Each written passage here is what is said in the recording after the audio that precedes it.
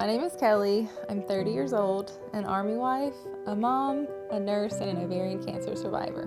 So my husband and I got married in 2018, and then we moved to Georgia, and he deployed, so that put things off a little bit longer. But as soon as he returned, we were ready to start trying for a baby. I went and had all my checks done and everything with the doctor, and they said, you're young, you're healthy, everything's good. Try for a year. If nothing happens, then come back and we'll do further testing. So we tried for a year and nothing happened. It took a little while to get in with a fertility specialist, but eventually we did. At our very first appointment, we talked to her, we told her our ages and the scenario again, and she said, we're gonna do some routine testing that we have to do for everybody, but you're young, you're really healthy, you're active, we expect everything to be normal with you.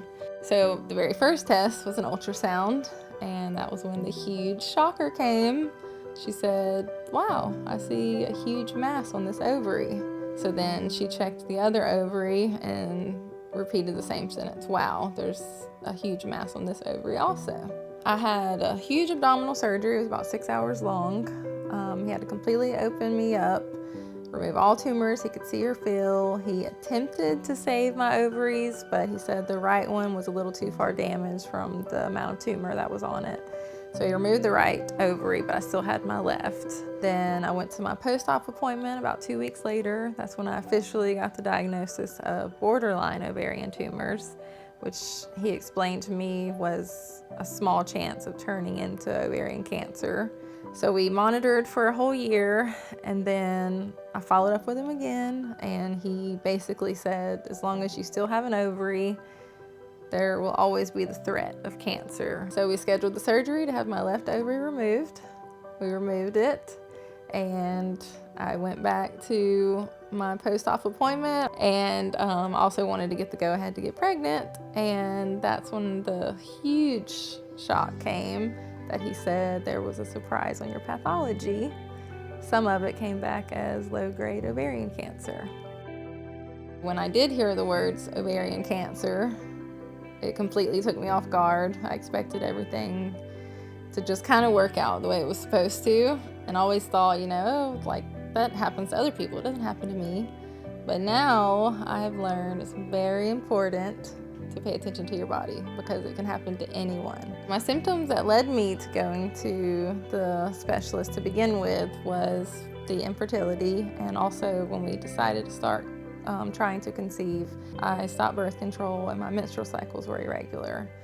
Once I got my diagnosis of ovarian cancer, I learned a little bit more about the symptoms that I'd never heard of before, and looked back over the last few years and realized I had a lot of them, including frequent bloating, acid reflux, random right lower pelvic pains. After my doctor gave me my new diagnosis of low-grade ovarian cancer, he gave me a minute to grasp the information, and then he laid out my treatment plan for me. I was gonna do 6 rounds of chemo every 3 weeks, and since he treats it as a chronic condition, I was gonna be started on a daily maintenance medication. For the last 4 years, I've had blood work and MRIs every 3 months. Going through chemo was really rough. I also was now in menopause, which is something I'm gonna have to deal with for the rest of my life. Along with the plans that I had for my life, I always thought that I knew who I was.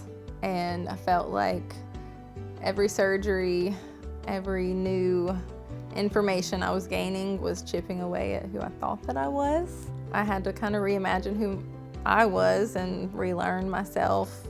My whole life I had grown really long hair, and I really loved my hair. I never wanted to get it cut. So when I learned that I had to have chemo, that was like the first thing that my first question was, am I gonna lose my hair? And that was the first time I cried, because it was just, again, like another thing that I felt like made me who I was, which I learned throughout the whole journey. I'm so much more than my hair. With ovarian cancer, it's really important to get genetic testing because there's certain biomarkers that can increase your risk of getting ovarian cancer in the first place. They also tested biomarkers like estrogen and progesterone receptors, which turned out to be really crucial in my case. In the midst of the storm, while I was going through chemo, I had to spend a lot of time at home, and what I found really helpful for me was journaling and finding others through different social media platforms that were kind of going through the same story as me, and also participating in therapy to get my thoughts out and just kind of have an outlet to talk to somebody through.